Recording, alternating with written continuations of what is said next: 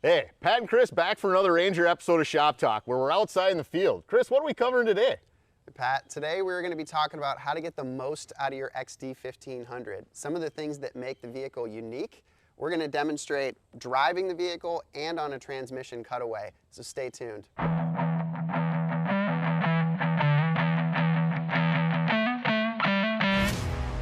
All right, so Chris, we jumped on the inside of this Ranger XD1500, and I think let's start out talking about shifting and some of the differences on this Ranger versus maybe other Rangers people are used to, right? Yeah, let's do it. First thing you're going to notice is this has a shifter, just like any other Ranger, but it's a little bit different. So first thing is, Pat, you're trying to move the shifter. Yeah. Not moving. Got to have your foot on the brake to get this thing out of park. Super important to know. Yep. The other thing that's important is it's labeled right on the top, but you got park, reverse, and drive. So, you know, no high-low gear in this gearbox and no neutral in this gearbox that's on the shift handle. So we'll get to that in just a minute. I think another important thing for people to be aware of is you always got to bring this thing back to park when you actually, you know, get out of it. Because if you leave it in drive, key it off, you know, walk away, key it back on, it'll actually tell you shift to park because it won't let you start the engine unless you get the thing back into park. Now, one of the other ones that people ask is, where the heck is neutral? Yeah, right? where's like, that? Where's that? Well, there's a little cover down by your right knee. You guys can probably see the big warning label on here. But it's pretty simple. If you ever need to tow this vehicle or roll it without the engine running or powered, you basically pop this cover, turn the handle 90 degrees, pull a lever, and now you're in neutral, and that'll be indicated on the dash for you. And that's an important one. You never want to get towed or have somebody try to recover this vehicle unless you're in neutral, because that can cause damage to the transmission. Right. So the other unique thing about the shifter is that it doesn't have high and low, and that's because we can control the engine and transmission characteristics through the drive modes. And that's another unique thing on this XD1500. You got this knob on the left side, you know, it says drive and mode with arrows on both that you can rotate, and then tow haul push. So we got three different modes really on this one. You rotate this knob either counterclockwise or clockwise. You can go either way, and if you keep going, it'll just rotate it around. Now, when you start out in comfort, you know, to me, this is like the mode I'm cruising around in the morning or coming back to camp, right? Nice, yep. Low engine, you know, speed, right? Quiet operation, kind of a little lazier, you know, I'll say getting going and slowing down, but just kind of a cruising mode, right? Yeah, we're just trying to be really smooth. So it's going to accelerate really smoothly. It's also going to decelerate really smoothly with less engine braking in this mode. Nice. All right, so now if we go to standard, this is kind of what you're used to in most other Rangers, right? It's going to be about the acceleration, about the slowdown characteristics you're used to. It's going to kind of backshift like you're used to. You know, when you think of standard, think of every other Ranger you've ever been in and the way it's going to behave and drive. Now, sport, a little bit different here, right? Yep. What's that one going to do for us? The goal is really to maximize acceleration. We also maximize deceleration with more engine braking in sport mode. Yeah, so again, this is going to rev the engine a little quicker as you tip into that throttle. It's going to get the vehicle moving a little bit faster. You know, a little more if you're kind of, you know, maybe out trail riding versus standing around or, you know, cruising around doing work. Yep, you'll notice that that's going to be louder in the vehicle, and you're also going to feel it be a lot more abrupt as you're accelerating and decelerating. Sure. Now, last thing here, when you push this in, it'll actually say tow/haul. Now, the cool thing about tow haul is it's not just for towing and hauling, right? It's actually kind of your technical riding or really your work mode. So when you need those, you know, times where you need a little extra oomph, you know, maybe you're loaded up with people and gear, or you're up in the mountains, you know, trying to go up the pass. It actually enables a feature called torque boost. And the cool thing about that is if you're stationary, you take your foot off the brake when you're in drive and you push that throttle all the way to the floor. It's actually going to rev the engine up quickly, and it's going to try to basically fully lock up the wet clutch and transfer that power delivery into the steel belt portion of the steel drive transmission. We'll show you what that looks like in a minute, but remember that tow haul is really your technical riding mode, especially if you're carrying a lot of people or gear, or you're up at altitude where you got thinner air and you need to get a little higher up on that torque curve to get the vehicle moving. That torque boost is going to be your best friend. All right, so we got two buttons on the left side of the dash here. One says unlock, you know, shows a picture of the rear end, and the other one's all-wheel drive. Starting out with the rear end, this one's pretty simple. You tap the button, and it's actually going to unlock the rear differential. So if the light's on that button, and it's not flashing, and you look at your gauge and you see one of the two back wheels illuminated and lit up, you're basically in turf mode, just like you're used to on any other Ranger. Now, just remember, you got to be in drive or reverse for that turf to enable. So if you're in park, you may actually see that light flashing. There's nothing wrong with that, but anytime you shift into park, it's going to relock that rear diff. And if you see that thing flashing, it means you tried to put it in turf mode, but the vehicle is telling you it's not ready to go into it yet. So always look at what's on the gauge to know what's actually happening. But if you see that light flashing on the dash, no big deal. It just means you got to shift into gear to allow that rear end to unlock. Now the other button we've got is all-wheel drive. This one's super easy. You push that one down, the light lights up again. You see both wheels are going to be illuminated on the dash. So right now I've got a locked rear end. I've got the front wheel drive in all-wheel drive. So all four wheels are pulling, in this driveline mode. Now the cool thing on this Ranger XD1500 is we've actually got Ultra Turf, right? Yep. So if I tap the bottom button to unlock the rear diff, as I look at the dash now, I can see both front wheels and one rear are lit up. So Chris, when would you use that mode? Like, unique to the Ranger XD1500, but where is it really good to, for operation? Actually, Pat, right where we're at today out at the Polaris field is a great example of where we'd like to use Ultra Turf. So we've got this huge grass field that we don't want to tear up, so we don't want to have a locked rear differential, but we're also surrounded by trails. So if we get out in the woods and get into some nastier ground, it's nice to have the front end engaged so that if the rear slips, it'll pull us forward. But we also know that if we pull back onto the grass and forget to disengage the rear end, we're not going to tear up the grass. Nice. So super versatile mode. Good when you're going kind of in and out of places you don't want to mess up, but you still got enough traction where you're not just one wheel wandering. All right, guys, we rolled this cutaway of the XD1500 steel drive transmission out here. And what we want to do is have Pat take you guys through what's happening inside the transmission while different things are happening on the vehicle. So Pat, why don't we start with what happens when you get in the vehicle, put your seatbelt on, turn the key? Yeah, so obviously at that point you should be in park. Park ball should be engaged. That's going to lock the output shaft and the driven clutch here. But the input shaft's still going to be freely spinning. That's important to note. What you're going to see is these wet clutches are going to be spinning but not engaged. You're going to see the rest of this rotating shaft assembly basically stationary. But the gear set way at the end, this is the oil pump drive, that's going to be spinning. That's important because that's really what's building all the hydraulic pressure that we're going to be controlling to move around to the various different parts of this trans. Okay, so the engine's running now, input shafts turn in, both wet clutches are turning, and the oil pump is pumping. What happens when you shift into reverse or drive? Yeah, so let's see if, I don't know if I can get this shaft, this cutaway lined up right so we can actually see. But as we take that shifter and throw it into reverse, it's going to unlock that park ball. It's going to position this up a little and start the hydraulic flow, basically going to this first clutch pack. And this is the reverse pack of this transmission. And as we start to basically engage that with more hydraulic pressure, it's actually, and I'm going to kind of just do it with my finger to simulate it, but as you turn that input shaft one way, it's going to turn this rotating assembly the opposite direction through a planetary gear set right down here, kind of between these two clutch packs. That's going to give you about a 1.1 gear reduction in reverse versus forward. And as you see, as you're spinning that input shaft one way, the whole belt is actually spinning the opposite way. So it's basically shifted out all the way down or close to it. I've maybe been playing with this one a little bit. But it's basically going to cause the output shaft to spin the opposite direction that it would when you're, in forward gear. All right, so that's how reverse works. Now, Pat, is forward just the opposite?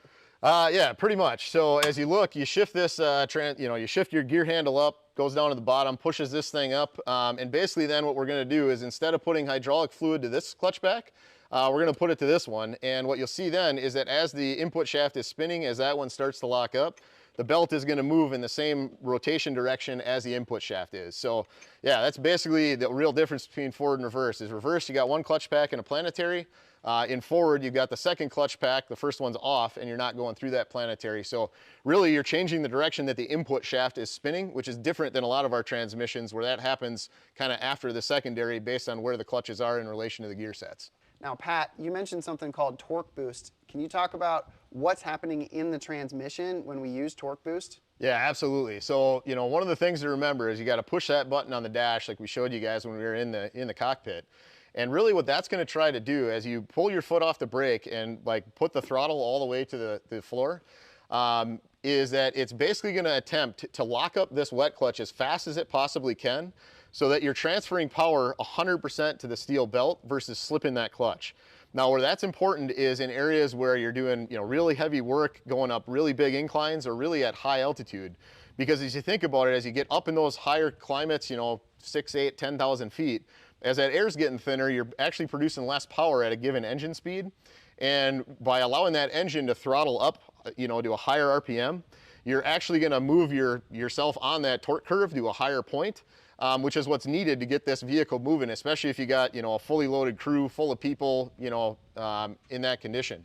But effectively what it's gonna do is put as much hydraulic pressure as needed on these discs, get them to fully engage, so that as you're turning, it's gonna put the power transfer through here and then start to move these drive and driven clutches more quickly.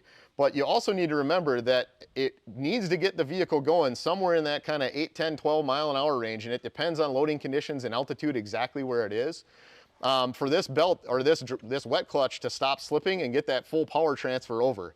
So not only do you want to not just like ease into the throttle in that mode, you want to really get into it all the way to the floor, let the engine spool up, let it be a little louder, and let the vehicle get moving before you back your foot out of it and then kind of get back to normal trail riding. So things to remember for torque boost are you got to push the button, be in tow haul mode, and you want to move that accelerator pedal all the way to the floor to engage it, so that this wet clutch can engage as quickly as possible. Yeah, and I think the other thing to remember too is that, as you're going, maybe you get to a spot that's a little hairier on the trail, or you gotta, get up and over an obstacle. Instead of just holding it with your foot on the throttle, always get your foot back to the brake when you're not moving, and then you can re-engage that mode if you need to. And if you get to the point where, it'll say that, hey, you've got an over temp in your transmission, really that's a modeled temp of this clutch. It's not that it's necessarily actually too hot, it's that we're protecting it from getting too hot before it damages itself. And if you hold your foot on the brake and just let that machine idle for, half a minute up to maybe a couple minutes, it cools down very rapidly, and you can see that transmission temperature right on the gauge. So it's not like you got to sit there for hours on end waiting for it to cool down like an old carbureted, vehicle that's vapor locking or something. Give it a little bit of time. Make sure you're in tow haul, get your foot all the way to the floor on that throttle, and try again to get up and over that obstacle. All right, let's hop in the vehicle and show some of these things. All right, we got Chris in the driver's seat, and we're gonna have him go through some of these driveline and drive modes. So Chris, why don't you fire this thing up, shift it into drive, and get your hands on the steering wheel and take your feet off both pedals. And now here we can actually see what this creep functionality looks like. So the machine is barely moving, makes it really easy for getting it in and out of the shed, your pole building, maybe loading or unloading, some of those conditions where you don't want to be moving very quickly. And now Chris, why don't you start throttling into this thing, and we'll see just, how nice and quiet it is, how that thing's easy to drive away. Makes it really simple, really nice. You can carry on a conversation. Clearly I'm outside the cabin, he's got the window open, but it makes it really easy. Now, when he loops back around, we're gonna run you guys through those driveline modes. So we're gonna have him switch between turf, two-wheel drive, ultra turf, and all-wheel drive. We're gonna have him just drive in some circles, and we'll kind of show you the differences on what's going on in each of those modes. All right, so we got Chris in turf, and he's gonna start doing some tighter circles here. Now what we should see as he goes around is that the outside wheel in the back is actually gonna be spinning faster than the inside wheel is. And you guys should be able to hopefully pick that up on the camera. Where the outside wheel is cruising, the inside wheel is going a bit slower, and the grass is basically getting pushed down and popping back up, but he's not tearing the roots out.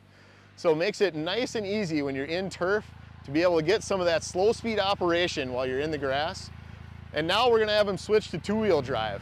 And what that's gonna do is lock that rear differential, and it's gonna force both back wheels to go at exactly the same speed. And what you start to notice now is that inside tire is actually lifting the grass, where it's starting to pull some of those roots out because it's forced to spin at the same speed the outside tire is, so it's actually slipping as it goes around, and that's where you see that it's tearing the grass up a little, and it's actually damaging the turf a bit. So two-wheel drive, both wheels spinning at the same speed, and you get a little bit more damage when you're in a soft terrain like this grass, where that turf might be advantaged, especially in the small flatland like we are now. Now, Chris, we're gonna have you switch to ultra turf. So in this one, it's like turf in the back, rear end's unlocked, and it's engaged the all-wheel drive system in the front.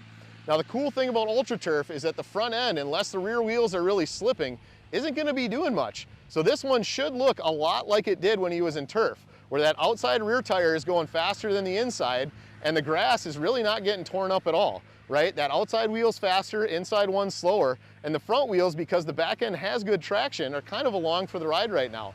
So unless he's in real slippery or bad terrain, this mode is basically very similar to turf, but it's like enabled and ready to have those front wheels work when you need them to.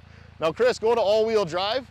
So now he's gonna rear lock that rear end, and it's gonna look a lot like it did in two-wheel drive. So as he goes, you're gonna see that the back end now, both wheels have to spin at the same speed again, and that inside tire is gonna be chewing up the grass a little bit. Whereas the front has good traction here, so still light steering effort, easy for him to maneuver.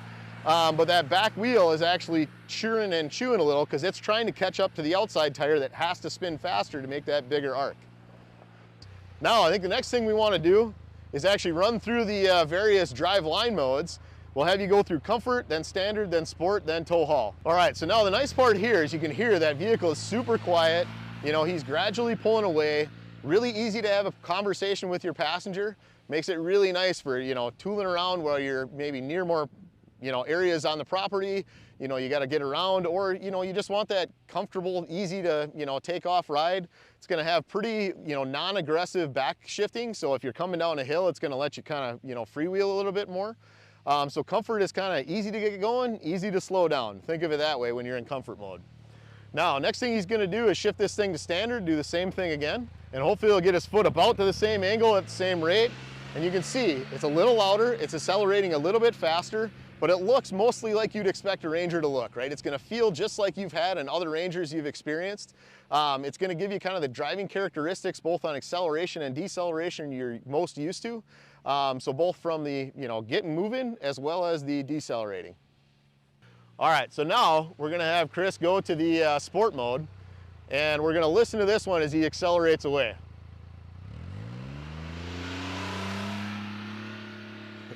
All right, so you guys can clearly hear that that engine's spooling up a little bit higher, the vehicle's a little bit louder, and he's taking off a little bit quicker. So sport mode's all about how do you get going a little faster, you know, how do you get a little more aggressive on the decel.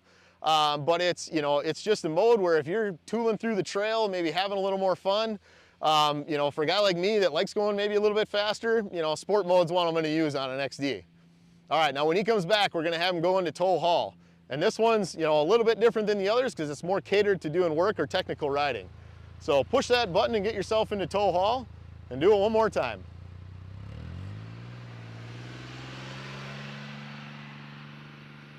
All right, what you notice now is it's kind of going back to what we experienced a little bit with comfort, where it's not as loud as it was in sport, but he's got a lot of control in that vehicle. Now the top speed is going to be limited in that mode, which is good for doing work or technical riding applications.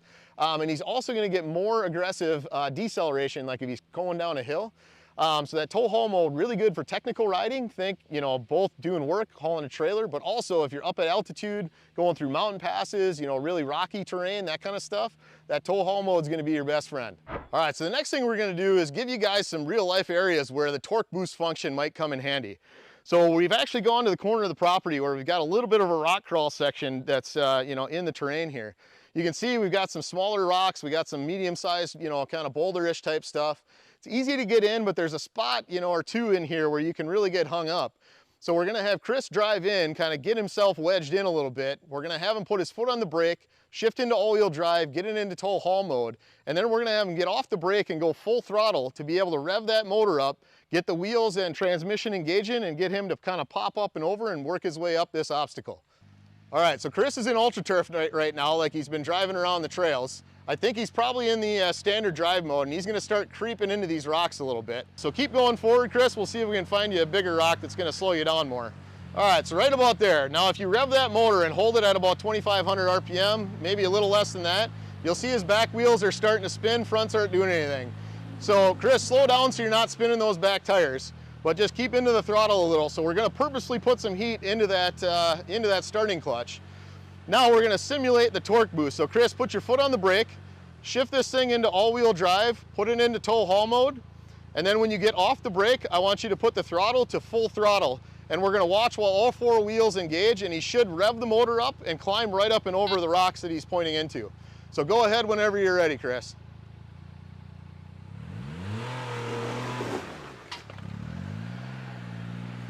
Yep, now you see he was able to get those wheels spinning, and once he got the wheels moving, he was able to get out of it and then gently climb up the rest of the pile.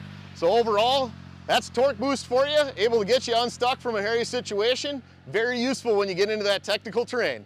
All right, thanks everybody for watching. This episode was all about how to get the most out of your XD1500. Hey, make sure you like, comment, subscribe, and stay tuned for the next episode of Shop Talk.